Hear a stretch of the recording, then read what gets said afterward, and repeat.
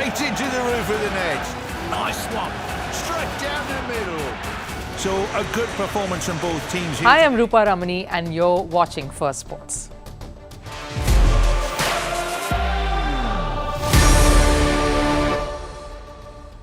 Now, after the players, the one aspect that makes a sport successful and contributes to the growth are its fans. And they are sometimes honest critics when it comes down to their very own favourites. And there's also, of course, the love that is blind at times as well, where their heroes can do no wrong. We look at stories where both these kind of fans feature. What is the latest faux pas that Pakistan cricket finds themselves in? Why are Cristiano Ronaldo fans enraged? Stick around to find out more. And of course, the latest from the Turkey Football League that got suspended, with fresh violence in another sport in Turkey coming out again. All that is lined up for you tonight. But first, some Sports 360 news, where we will begin with the spiciest bit of news coming in.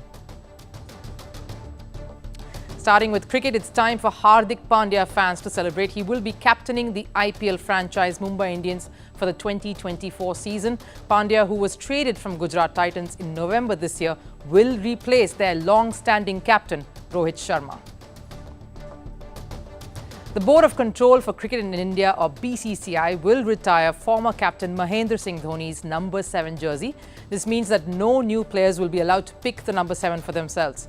This is not the first time that a shirt number has been taken off the shelf for current players. Batting legend Sachin Tendulkar's number 10 jersey has also been retired by the BCCI. So too a number of other players across sporting disciplines like Pele's number 10, Michael Jordan's number 23 or Kobe Bryant's 24.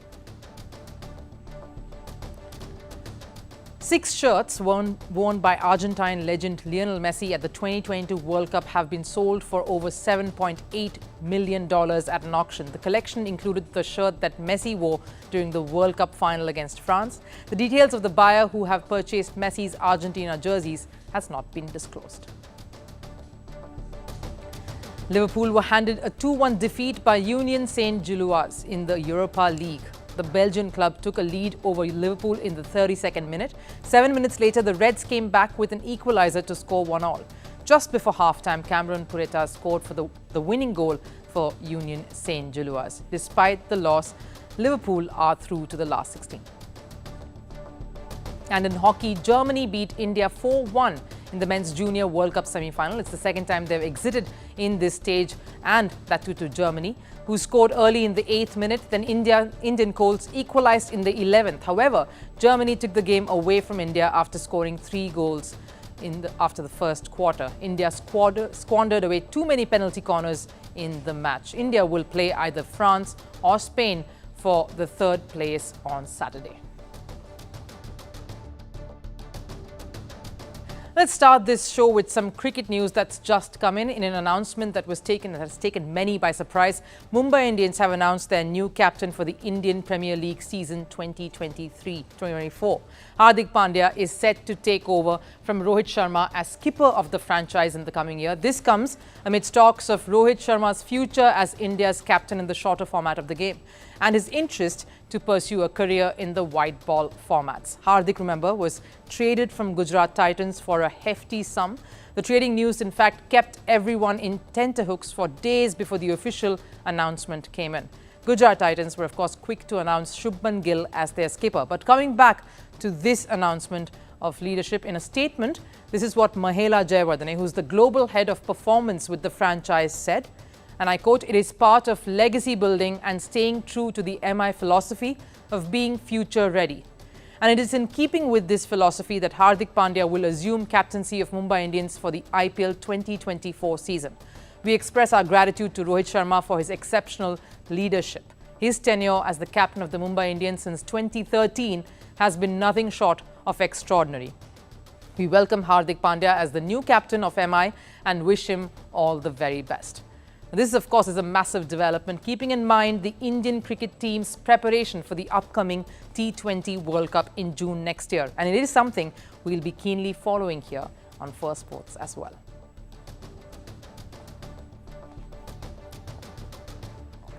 No, these are not my words. It's of those of very loyal Pakistani cricket fans who are outraged. Now, we'll tell you the reason for their ire and anger. Pakistan cricket seems to be on a very sticky wicket. It has been a very horrid last few months, at least going by the performances on the field. They did not have a very good build-up to the World Cup either, crashing out of the Asia Cup. But that was just put aside. Everyone said a mercurial side like Pakistan can always bounce back at a World Cup, much like their predecessors had in the past. But that wasn't to be. The World Cup was an utter disappointment. Former Pakistan cricketers were criticizing the players and their performance. And then, of course, there were talks emerging during the tournament itself of the players not having been paid, of there being discord between the top players, particularly the captain back then, Babar Azam, and the chief of Pakistan Cricket Board, or the PCB, Zaka Ashraf. The end of the World Cup resulted in the end of the road for not just every top brass associated with Pakistan cricket, but just about everyone surrounding it too.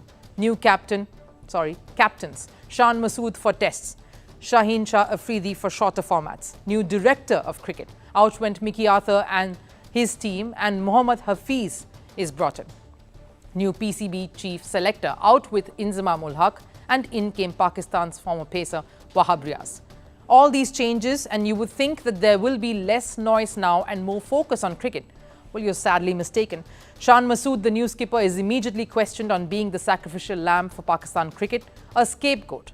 He fielded it admirably, but the reason the question was asked is because the decision makers in Pakistan cricket, by letting someone like Babar Azam step down and putting an inexperienced hand at the helm of affairs, especially ahead of a most challenging format, Test cricket, and against a daunting opponent in Australia, is rather questionable. And the fans of Pakistan cricket are catching on to this, catching on to the missteps that Pakistan cricket seems to be continuing to make. Now, before heading to Australia, there was a huge row over availability of their key pacer, Haris Rauf. You need all the experienced personnel you can get, especially during a trying tour like the one against Australia.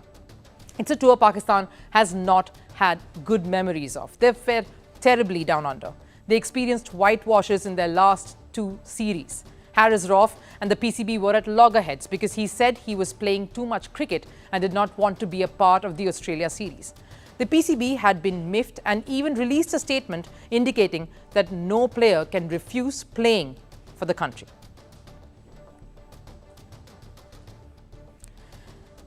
And of course, as Wahab Riaz said, as a centrally contracted player, we felt we should have not taken a step back. We felt Haris, if he wanted to play for Pakistan, should as a player be ready to make a sacrifice and play for the team.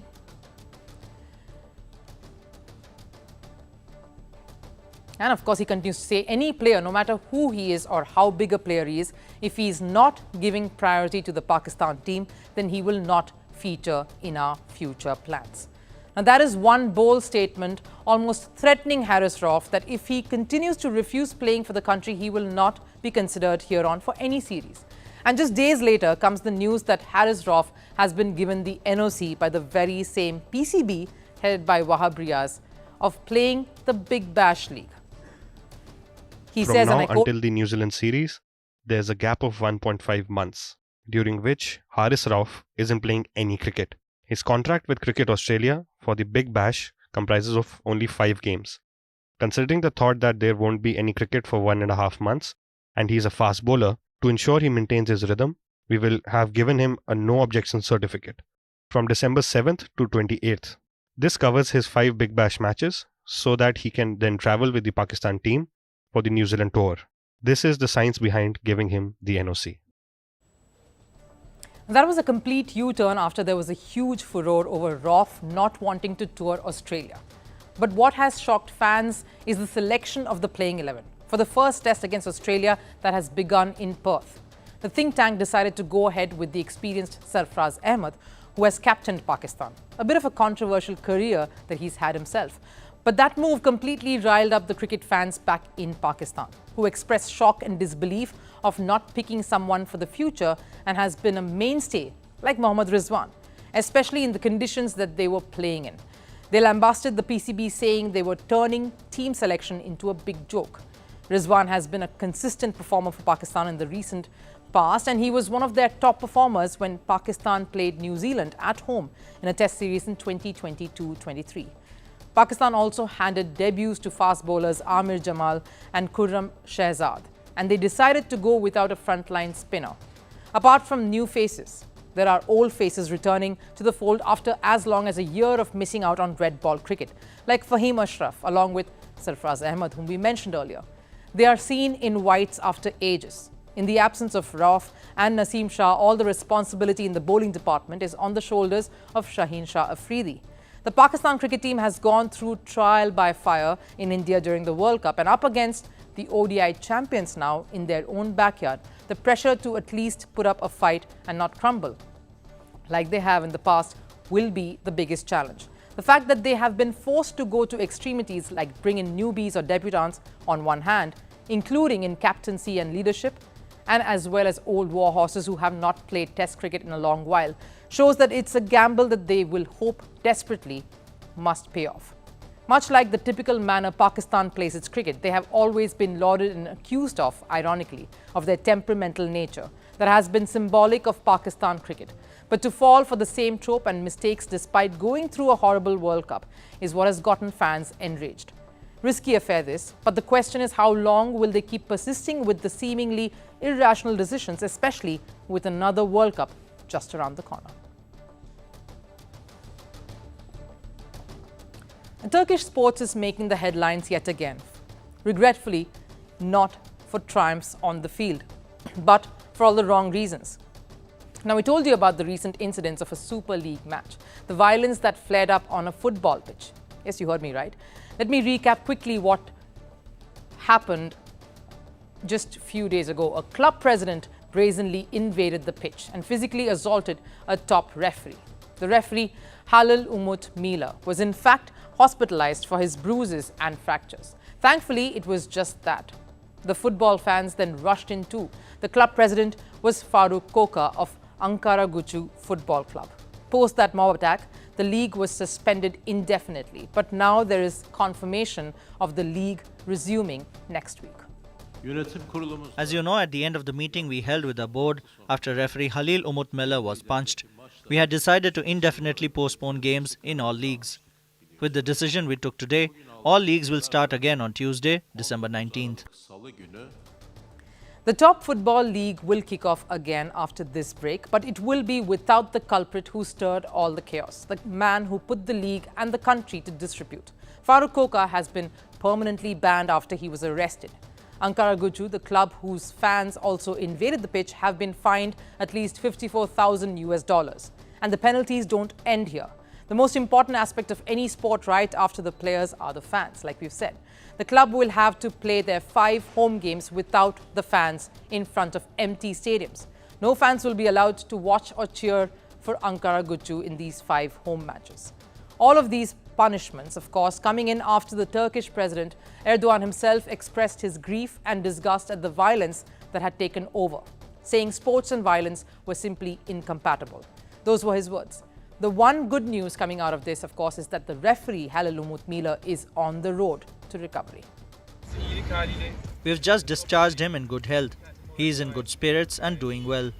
He'll no doubt be following up wherever he goes, but right now he has no problems other than a slight swelling in his eye. Now, you might be thinking this chapter is over and Turkey is breathing a sigh of relief. But the violence hasn't ended here.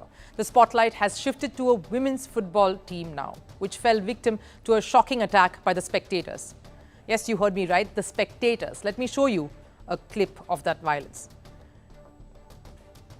That's a football arena. Unbelievable, isn't it? The stands turned into total chaos. Players freaked out and screamed in fear. It wasn't a sporting arena anymore. Now, it seemed like a battleground, with players fending for themselves as glass bottles were hurled at them.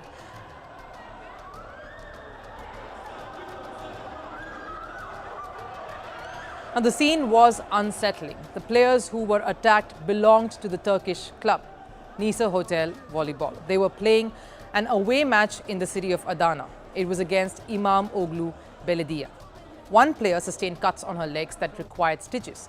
The president of the club, which was attacked, revealed he had filed a criminal complaint against opponents Imam Oglu Belediye and their supporters. Let me quote what he exactly said. They said unspeakable words to our players and our coaches. At the end of the match, the stands weren't emptied and our athletes weren't allowed to go to the locker room. Glass cups and bottles were thrown onto the court, and some tried to get onto the court to beat our athletes. Now, volleyball is not just a mere game, not at least for Turkey. Their women's national volleyball team is nicknamed Filenin Sultanları. And do you know what that means? It means Sultans of the Net.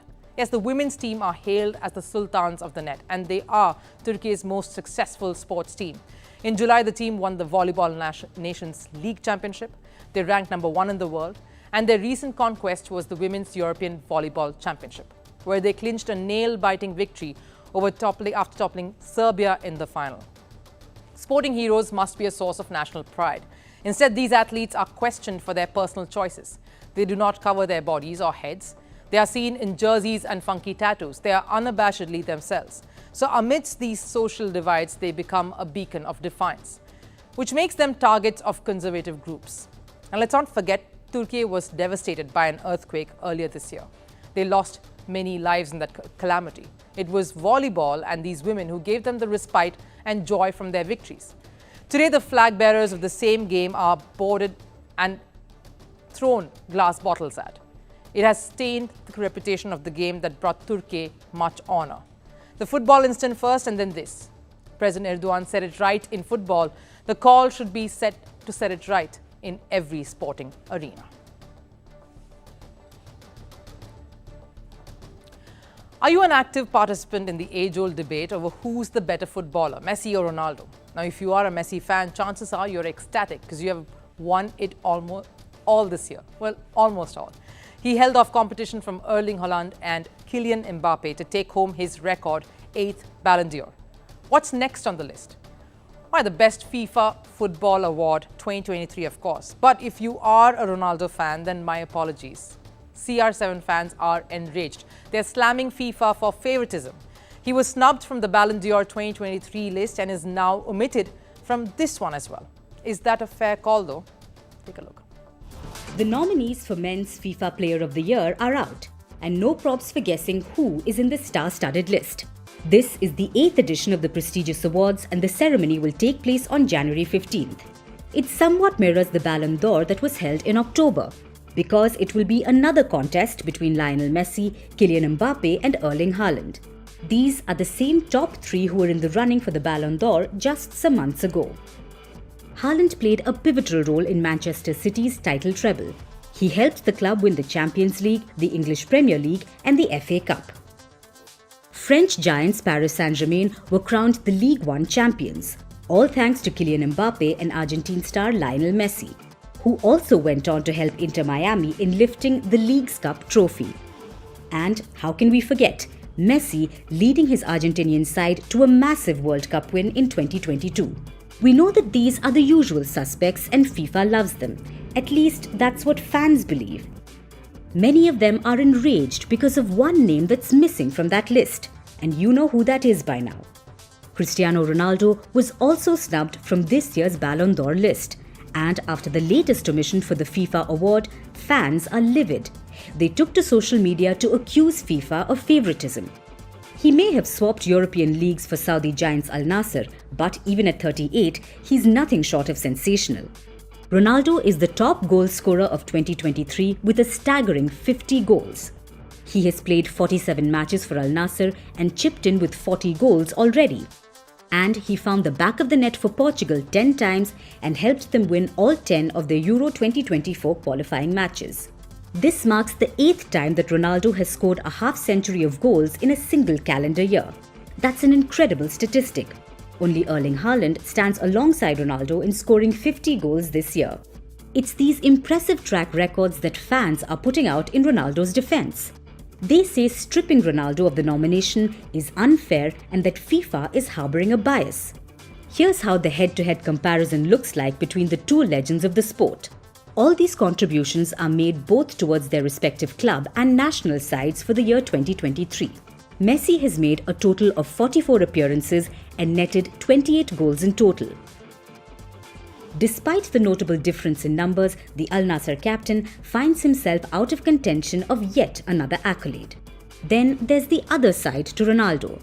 He has had several instances of disagreements with referees in his career.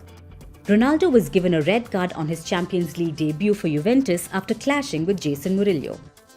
In 2017, he was given a 5-match ban for pushing a referee during a Spanish Super Cup. In 2021, when Ronaldo removed 2 Coca-Cola bottles during a press conference, it caused a worldwide storm. The company's shares dropped and it lost $4 billion in market value.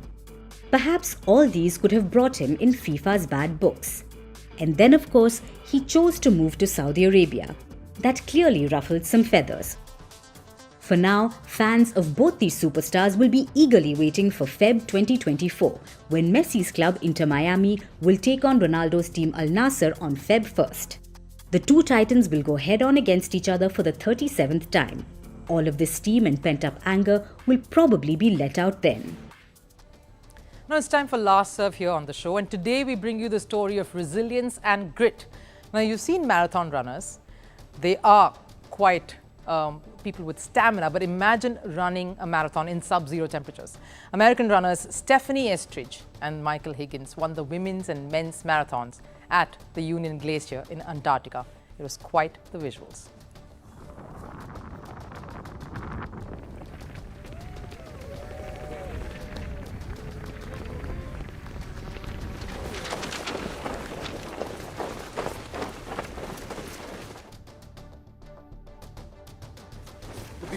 Come on.